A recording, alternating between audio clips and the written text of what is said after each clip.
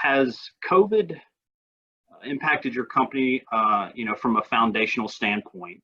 And if so, maybe you could share some examples of how it has. Sure. So as a background, it's Andy for Gresham Smith, and we design a lot of office spaces and really a myriad of projects. But I would say yes, it has impacted, perhaps more so in the beginning than it is now.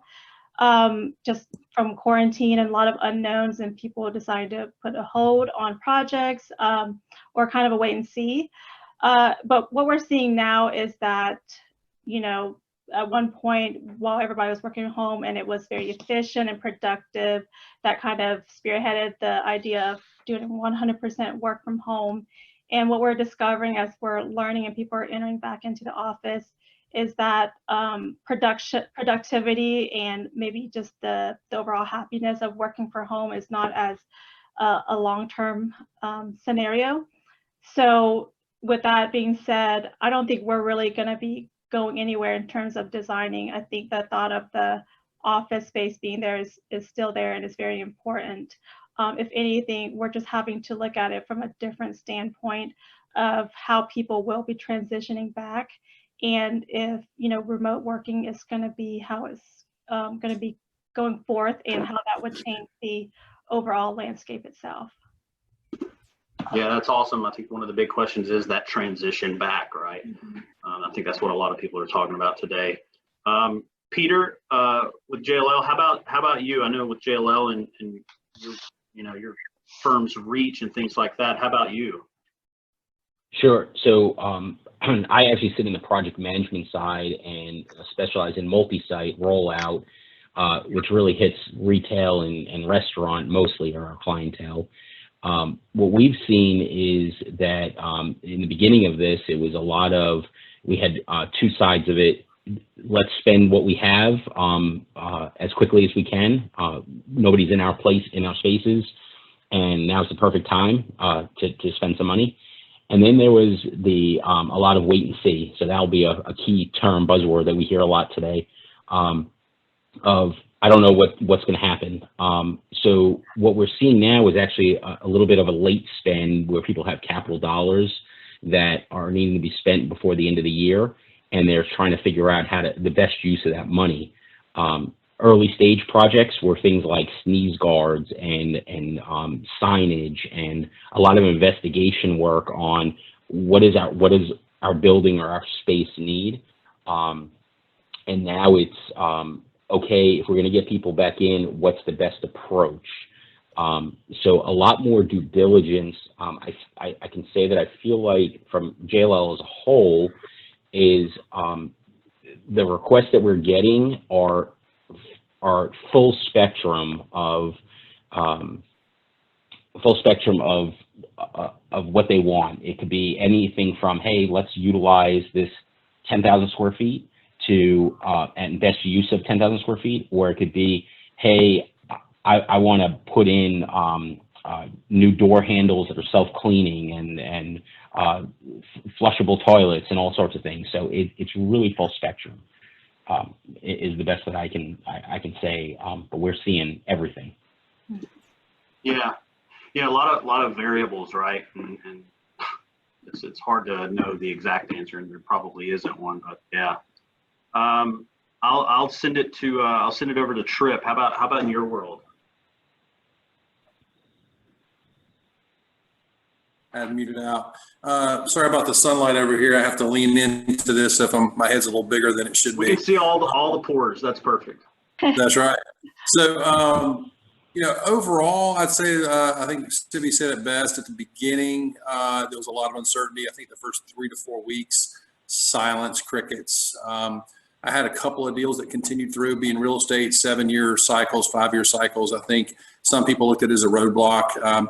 One deal I did sign in June, that was a 22,000 foot relocation in the middle of the pandemic. So it was a positive sign to see that. A lot of my clients seem to be essential and are continuing forward. So I'm fortunate from that perspective. Again, I'm a boutique. We only represent the tenant in transactions, but that does take us a lot of places. So I am getting some interesting perspectives. I'm doing transactions right now up and down the East Coast, Ohio, Alaska, Seattle, and Germany.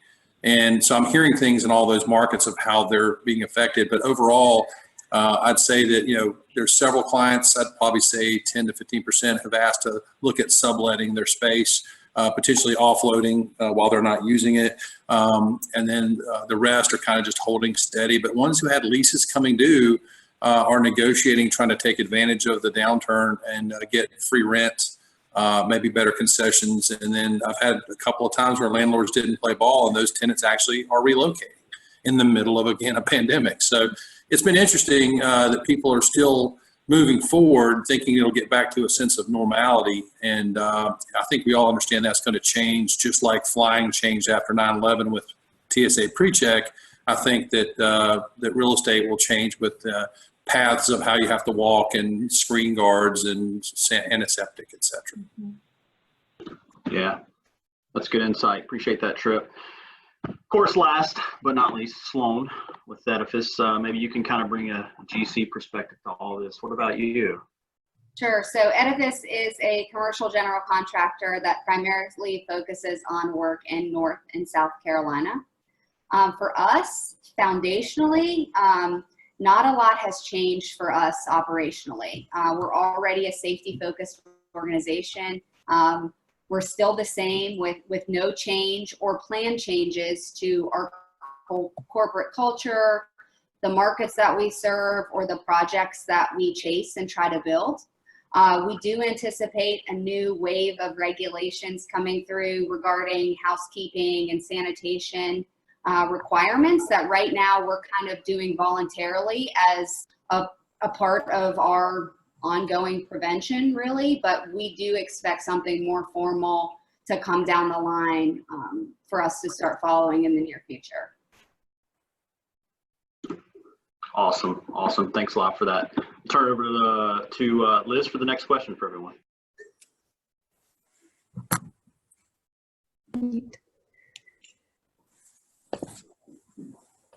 Okay. Hello, everybody. Thank you for being here. Question: during this COVID, what light bulb went off as to how your trade can better be prepared should another event of this magnitude happen again? And we'll start with Sivilay. Hi. All right. So I had to think this one through because I think, we've all were on the same boat in terms of what we were dealing with. And in that case is, what is the immediate need right now, which is the tools, how to connect to the internet and work with each other. In this case for Gresham, we were kind of ahead in that sense because we already kind of were working a little flexible. We had our laptops, so connecting was very easy and seamless. I think going forward, the light bulb is more of this business continuity plan in terms of, in spite of a pandemic or we have to work from home, is having the proper tools, which is an ergonomic chair. Because at the beginning of this, I don't think anybody thought it was gonna run as long as it did. So people were sitting in folding chairs or they were working at their dining table. It became very evident that we did not have that home office in order to have the same productivity that you would in a office setting itself. So going forward is to make sure that mobility is key and that despite where you are, you're able to work efficiently without having to be in the office itself. Yeah, that's a good point about the chair. Tripp? Light bulb that went off to how we could have been better prepared. That was the question? Yes. Okay. Gosh, as far as being better prepared, I think this is what they say, like a 100-year pandemic. I really think they did have some studies done from the government, but I guess no plan to implement those studies. And I literally just got off the phone with the health director from Orange County, which is where Chapel Hill and my daughter is at, and asking about classroom settings and why they can't go back in. If masks work, why are they not going back into classrooms? And really it came down to, because it's a novel virus, they are afraid of what could happen long term. And so I'm like, 3 to 5 years, we can't determine long term unless it's been a long time. So that was a concern for me when I extrapolated it back and thought about real estate. You know, how do we set up processes in office spaces and elevators and all that kind of stuff? If everybody gets comfortable, which I think everybody on this call has probably gotten more comfortable with going out to dinner and doing things. You know, if we're all comfortable doing it, but there's guidance from government officials and healthcare saying we just don't know the long-term effects, so we're going to keep these guidelines in place and keep doing things.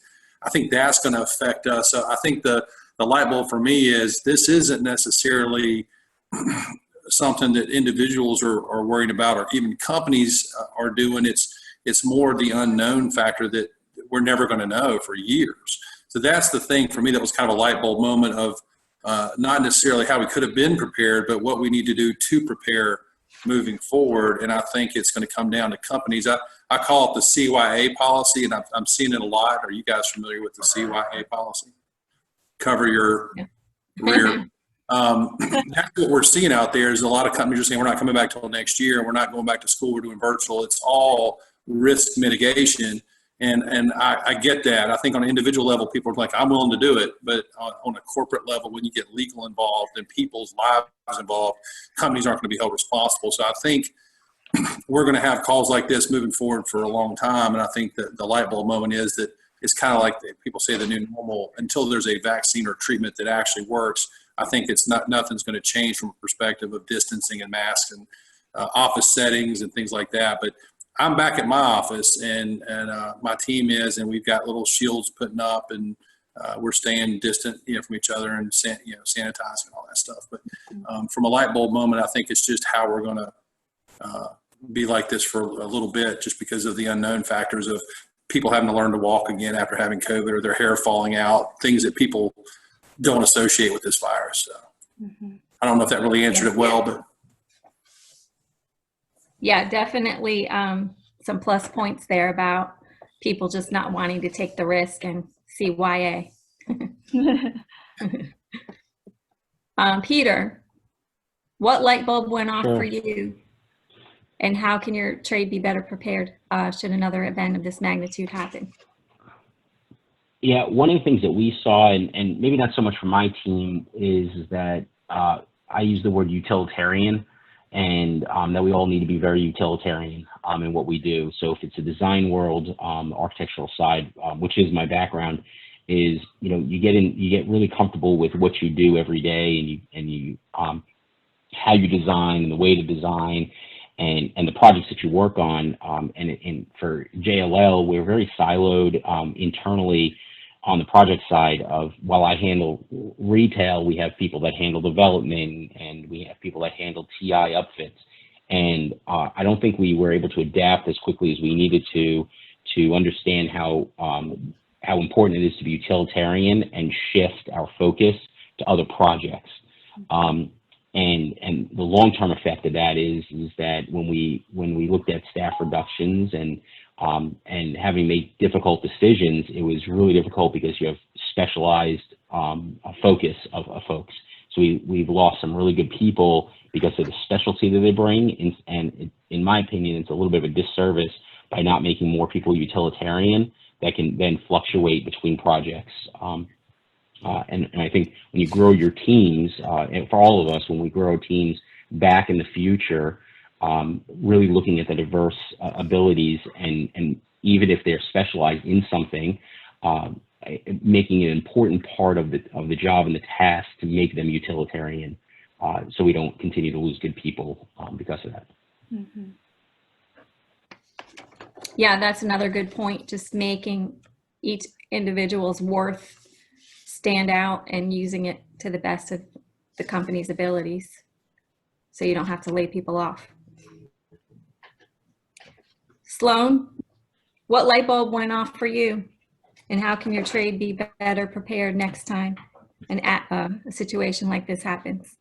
Sure. So to piggyback a little bit off what Tripp said, there is likely to be more contractual language regarding disruption from pandemics, as well as, the enhanced regulations for healthy operations in the work environment. And we also think that there could be, some increased attention paid to how pandemics affect our work and where we source our building materials from. Mm-hmm. So when you think about the CYA, that just kind of, that's a part of it. And we think it's gonna, and risk mitigation too, we're just gonna take it a step further in the contractual language. Awesome. Awesome. Appreciate it. A lot of good insight there. So we'll go to our next question. And you know, with obviously for vendors in many different trades, trying to continue to keep their businesses going, their trade going, and find new business and partners to work with, you know, kind of in regards to, you know, current and new vendor partners, what are you seeking now from them that you would find most beneficial during the slower than usual times? And this one's actually going to be for Sloan and Peter. I'll start with Sloan. Sure. So, and for Edifice, it's all about relationships. I think that, you know, that's really what this business is about. That's why we're all on this call today, is to get to know each other and figure out how we can help one another.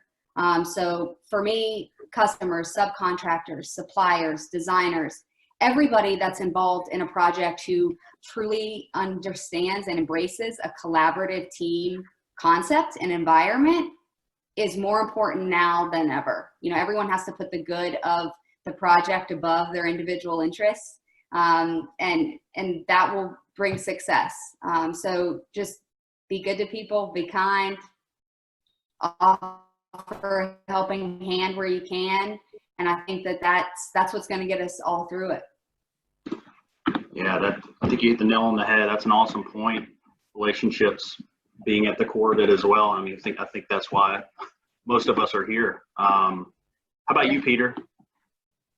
Yeah, I very much like Sloan. She used the word relationship. I use the word partnership. Anybody that knows me knows that that's a word that I use quite often. It's about a partnership. And what I've seen now is everybody's hungry. This is no different than after the recession or during the recession when people are hungry back in 08, 09, and 10.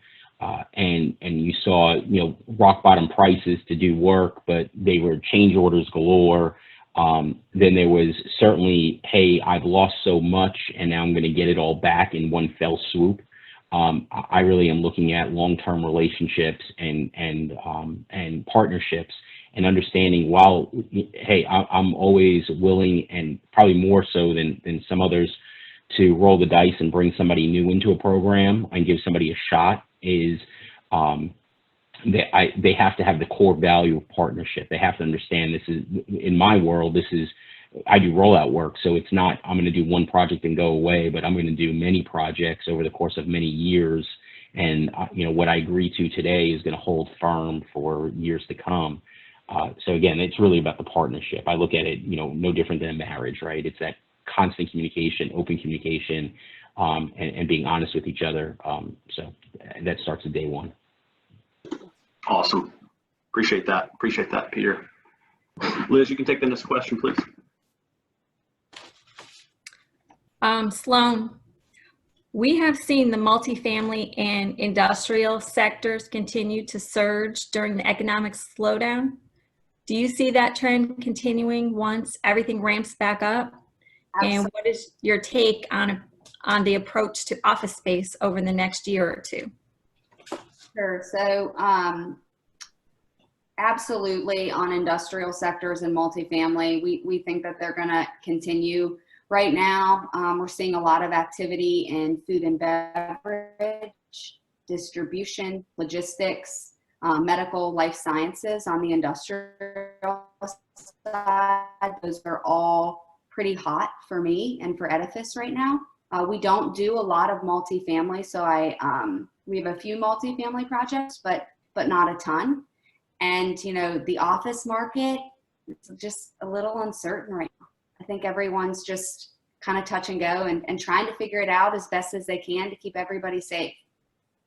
I will say that we have not had any office projects get canceled, so that's a good sign. Yeah. Yeah, and I think a lot of companies are following each other as far as keeping the way it is now, just working from home. So, Tripp. Yeah, I'm seeing definitely on multifamily. I think we'll continue on. The cost may adjust, but in Charlotte, I think we won't see a change at all because it's such a popular place for people to come. The residential here is on fire. Single families on fire here. Houses are getting sold in a couple of days. Interest rates are low. So I think there's a lot of dynamics that will keep certain sectors doing very well. Industrial, I've seen tremendous activity. So I think, yes, those two will continue moving forward. For office space, I just bought a condo in January at the Tryon Plaza downtown Charlotte. I moved in 2 weeks ago. Wonderful things have been no lines at lunch, no traffic. It's been fantastic. But I talked to a landlord today about a buyout for a tenant that's looking to get out of their space with 3 to 4 years left. And the landlord said they've had 2 tours in the last 6 months downtown. So downtown, which has been thriving, has become a ghost town because of elevators riding up to top floors and confined spaces. So I think that's the fear. And it goes back to what I spoke about earlier with just the unknown. But the suburbs are seeing a lot of activity, and 1-story buildings, 2-story buildings. Some of the suburban parks like Ballantyne are still seeing pretty strong activity. That's where the deal I talked about earlier. I did 2 20,000-foot deals earlier this year, both in Southwest Charlotte. So I think that office space will be fine. You'll see it segmented out by CBDs. I think those will struggle. I think New York City will struggle. I think CBDs are the problem for office space over the next year or two. But I do think it'll come back with a vengeance. I think people will, it's kind of like Detroit. The rates dropped in Detroit, then all of a sudden you started seeing a resurgence in Detroit with people wanting to be there. And that typically happens wherever rates drop. People decide, oh, there's a great deal here. Let's go take advantage. And I think just like people said they'd never fly after 9/11 or live in downtown New York, I think very quickly after 9/11 we saw people flying planes and living and growing, and New York was thriving before this happened. I think people have called this a generational marker. It's a thing that will always be remembered by folks of this generation. And I think that the kids who are 15 and under, 10 and under, they'll remember staying at home and having fun playing all the time, but I don't think they're going to be as concerned going into office spaces. So I think over the next decade, we will see people kind of getting back to being comfortable uptown where they're not even concerned about it. So that's just my 2 cents. I'm not sure I'm right. I did not stay at a Holiday Inn last night, so I can't really confirm or deny anything I'm saying, but it's just my personal opinions and what I'm hearing from clients. Yeah, that's awesome, Tripp. Love your insight either way. So I'll move on to the next question. So this is actually going to be for Peter and Sivilay, and Sivilay, I'll start with you. When we're trying to imagine the future of the workplace and design, there are ideas out there like, touchless technology, reimagined space planning, dedensification of workspaces, and even, alternating work schedules. Do you view those as viable long-term solutions? Yes. So I think to answer your question, everything is pretty much a yes. I think from a de-densification, if it's a de-densification in terms of, increasing square footage to provide like a 6-foot separation between workstations, I think that's more temporary. As we know, information keeps coming out and sometimes it changes. So from a temporary aspect, I don't think that's viable. But from a de-densification in terms of alternating workstation, I think that, work schedules, I think that is definitely where we're going to be going in the long term. I think the days of 9 to 5, Monday through Friday is kind of long gone at this point. Yeah, definitely some changes there could benefit. It'll be interesting to see how different organizations sort of apply that aspect of it. How about for you, Peter, at JLL? Yeah, so I'll give my personal opinion on this. We are a very lazy society. So the idea that we're going to keep the high standards around cleanliness is not going to last long. It should, but it won't. the social distancing and things like that it'll creep back in. When I think about office space, you know, I agree with Siv that it's a short-term solution. When you think about retail, restaurants, even office space, there's an occupancy that needs to be met to make the deal make sense. And Tripp would probably know that from the brokerage side, is restaurants aren't set up to be 50% occupancy. And when you have a building and a square footage, to make the deal work, you need to have it fully used. So I think that what we're going to see is a much more creative uses of those spaces over the long term. I do think that there's going to be an A day, B day, or an AM, PM schedules. I think creative use around where people work from. Some industry, I've had a lot of conversation with industry professionals where I'll call them the gray hairs, and no disrespect meant, but old school, when you think architecture, they're used to collaborative nature, and you have to be in an office to make that work. And I think people that held on to that concept have now realized, hey, my team and even myself can be as productive doing this remotely. And so I actually think that what we'll see is people going more to a shared space and creative leasing opportunities, renting out, you know, a conference room at some local location to meet for a meeting, and then might have one or two spaces that they share with, you know, three other companies. That's how I envision the future looking like. Yeah, interesting. That's good stuff. Yeah, I think a lot of companies today realize, wow, we can be really productive even if we're working remote. It's maybe sort of an eye opener to a lot of organizations as well. Elizabeth, I'll turn it over to you. I will start with Sivilay. What are you seeing as potential new trends from your clients, prospects, as they navigate the new workplace sanitation standards and ways of doing business as they are seeking new spaces? Sure. So I think, and some of these are kind of repetitive in terms of what I'm speaking on. I would say this pandemic has, you know, forced everyone to rethink the remote working altogether. Those who, you know, strongly have been opposed to it have been pleasantly surprised with the results. Therefore, we see the remote working here to stay. I don't necessarily believe it's going to be 100% work from home, but more of that staggered schedule. You know, something to consider when seeking a new space or going into the design phase is considering how remote working will affect the landscape. You know, if majority of the staff is on a staggered schedule, there'd be less needs of assigned desks. So then that can be more multi-use. Considering agile workstations, that workstations are on casters that can be shifted and flexible for teams without having to, you know, bring in the facility will also allow for multiple flexibility down the road. And then also one thing to think about is, and you know, it's something that we've been thinking about even for us, is that if people were on staggered schedules, that mean majority of the time your team's not going to be in the office with you. And if that's the case, it could create a ghost town. And a good example of that is walking into a restaurant with just 2 people. You know, if there's only 2 people, which I know those who have been going to the office has been seeing that, what is the point of being there, right? So it's this whole idea of free addressing, but making it flexible. But then another aspect of adding an amenity space that will attract people, that will make them want to come back in. And then lastly, because more than likely people will be remote because they can be productive, or maybe for childcare reasons, with them not being in the office, the biggest thing is really enhancing the technology aspect and making sure that it's available throughout the space, whether it's, you know, at your desk or in a meeting space.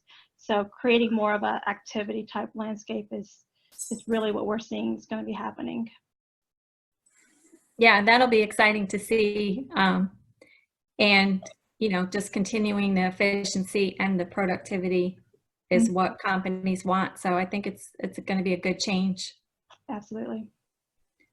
Tripp, what are you seeing as potential new trends? Definitely the little arrows on the floor and the signage about which way to walk and, kind of one way ins and outs. My office is only 1,000 square feet, so it's kind of comical to try to figure that out for such a small space. But I definitely think that that'll be the TSA pre-check at the airport for companies. Is you'll have there'll probably be coming inventions in the future, like you'll walk through a thermal scanner that'll take your temperature. You won't even know what happened. I think that will, Bank of America Corporate Center, they had the eye thing a couple of years ago where you'd walk in and they do an eye scan. I think it'll be a version of that that you may not even know is there. I think the same thing will be for cruises and other things you're doing. So I think there'll be a gym, going to the gym. And real quick, I want y'all to think about something about going back to the office. So I don't think you can raise hands here. I don't think there's a little button to do that. But how many people, did most people here go to a gym before COVID? Yes, pretty much, right? So when COVID, the gyms open back up, do most people feel like they'll go back to a gym? I'm hearing a lot of people saying they will, and I think the reason they go back is because it's built for a purpose. It's got a culture to it. There's collaboration there when you work out with other people doing similar things, such as spin classes and things like that. So I think that the independent mindset of going back to a gym, even though it's a potential opportunity for a spread of the virus, I think the same thing goes with the office, the collaboration. It's built for a purpose. I think people get tired of the to-do list they're given at home, and people want to get back to the office so they can do things. And I think this has been a not realistic experiment with regards to working from home. I think it has been successful, but I don't think that it is a true example of where the world will be, because there's no distractions right now like there would be in a normal world with school and sports and things going on, vacations as much as they used to be, et cetera. So I think when the world's normal, I don't think we'll see as much productivity from people working from home, but I think it will still be an option. And I think, but I think the culture and the collaboration and having a place to be will bring people back into offices on a format that is protected by those screens and the screen guards and the sanitization and those things. So I think it'll be similar to what we know now. We'll probably miss a lot of the things that are put into place, but I think they'll all be there for our protections. That's just, again, opinion. Yeah, absolutely. And if they continue with the open floor plans that they've been having, it's going to be better airflow, more sunlight, more, people can get to the office, maybe for a different environment. Yeah, Elizabeth, I'm actually looking at a plasma filter for my space that'll pull 99.9% of the germs up into germs. So that's part of what the things I'm doing as a small company. People have talked about HEPA filters. That's why airplanes are so safe to fly in. I've flown twice I flew to Clearwater Beach 4th of July, went to Siesta Key in the middle of 16,000 cases a day, and I flew to Vegas for 5 days and felt completely safe on the plane and had no issues with COVID. None of my friends did. And I think a lot of it has to do with HEPA filters in the planes and these filters that the casinos have and things like that. So I think that things are already being put in place because places like Las Vegas cannot afford to go out of business. So they are doing everything possible to make it sanitary. And for example, in Vegas, they had they put up sinks in the middle of the casino. There were plastic, guards in the middle of the casino at every table. Everywhere you went, there was plastic and screens and sanitization equipment everywhere. So I think we're just going to all get used to seeing that as the new normal. Yeah. You make me want to go to Vegas and gamble now. It was so much fun. It was so much fun. I bet. So we've got one more question, and this is for everyone. This is a little on the casual or fun side of things, just to kind of lighten everything. But so, with many people working, either remote or more remote these days, we're just kind of curious what habit you've either created or broken during this during the quarantine and things, or what's one thing that you've realized you don't need anymore. And I know I'm more addicted to Starbucks than anything now, but how about you all? We'll start with Sloan. Sure. So coffee is one thing that I've realized I don't need it. I've also realized that I don't need to go to a Pilates studio 6 days a week like I was before. that I can get what I need it from home. So that's been really interesting. I went like 5 or 6 days a week, every week for like 10 years. So that was crazy. And on the fun side, for those of you that know me, I am an avid golfer, and I have not missed raking sand traps at all. So that has been welcomed in quarantine for me. Yeah, I know sand traps all too well, actually, and unfortunately. Peter, how about you? Yeah, I'm going to go back to my comment from the last question I had around people are innately gross, and people that know me, I'm a little bit of a germ guy. But I've realized that I don't need to shower every day. If I don't have a conference call and I'm not going to be on screen, right out the window, shorts and a t-shirt. But yeah, the biggest thing, finding a way, and I am accustomed to working from home or working on the road, but finding a way to create a real work-life balance has been really important during this, and in creating those hobbies. So luckily I had some outdoor projects that were on the honey-do list and was able to complete a lot of those. But I also found that I really enjoyed that and creating that time and ending my day at 5 and having something else to do after the fact. So that was good during this. Yeah. Good thing we can't smell people through computer screens. Is that what you're saying? Absolutely. How about you, Tripp? As far as, I do miss sports, I guess, but I haven't been watching the basketball. It's just not the same for me without the fans in the stands. But I don't really miss. I thought I would miss it more. Maybe it's college basketball. I'm really praying that SEC sticks to football, and I miss movies. That's how I get. I may actually drive to Atlanta so I can go see them. And that's how I get a release and just forget about the world for a little bit. But as far as missing stuff, I didn't play a round of golf, unfortunately. I used to play a lot, but I hadn't played since COVID. I miss the gym, so I just miss people. And I'm already back. As I said, I've been to Charleston twice, Myrtle Beach, Florida, and Vegas, and we're already trying to find something else to do. So I guess I just miss travel. But the one thing I do like is I've met tons of neighbors starting to walk instead of going to the gym. I've been walking. And I've met so many great neighbors and got to spend more quality time with my family versus the travel and whatnot. So I guess those are the blessings and the silver lining in all this is hopefully it's bringing the people who are already families closer together when a lot of times, like Sloan, I'd be out 5-6 nights a week either working out or networking and get home late and just not getting to see my kids. And while we're sitting here, my kids over here giving me junk about my shorts that I'm wearing right now that on a Zoom call. So just those kind of little interactions make it all worthwhile. So really appreciate the time today, and thanks for including me and letting me be a part of this. I'll be on next month. I hate I missed last month, but can't wait. And everybody, I put my information in there, so please, everybody reach out if anybody's wanting to do coffee, lunch, breakfast, whatever. I'm trying to get out and meet people and network. Sivy, I owe you first from a while back. I was busy before COVID, and then now apparently I have time. So. Yeah, appreciate that, Tripp. That's nice of you to offer yourself up like that and share your information. But last, we'll go to Sivilay. What about you? I mean, I think I've developed a couple new hobbies myself, but what about you and since the quarantine and everything? Yeah, so this is more related to the ladies, but I don't need as much makeup because I can pick and choose when I want to show myself. So I've been able to stretch that out a lot longer. So that's been really nice. I think just like Peter, trying to find that balance or just kind of break away. I think if anything, I've been working a lot more than I should because the office is right here and it's just kind of constant. So my my oasis has been, I don't know if you guys can tell, but all the plants behind me. So I was a big indoor plant person before then, but it has exploded.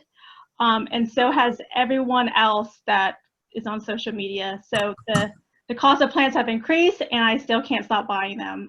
So I have a problem and it's actually extended out. So now I have a nice veggie garden. So really anything to just step away and not be in front of the screen. That's been my new habit, and it's been helping out with, relaxing a little bit. Man, it sounds like the home office for a lot of people is just becoming a jungle now. Because I've seen that quite a bit, and my wife, yeah, there's so many plants in my house right now that have never. You say it so negatively. It's a good thing. We're giving back to the environment. Yeah, it is. Just gotta peel through the vines to get to my bedroom. That's all. All right, awesome. That was great. Appreciate everyone. Appreciate all the speakers for sure. A lot of good information, a lot of good insight that you all brought to the table.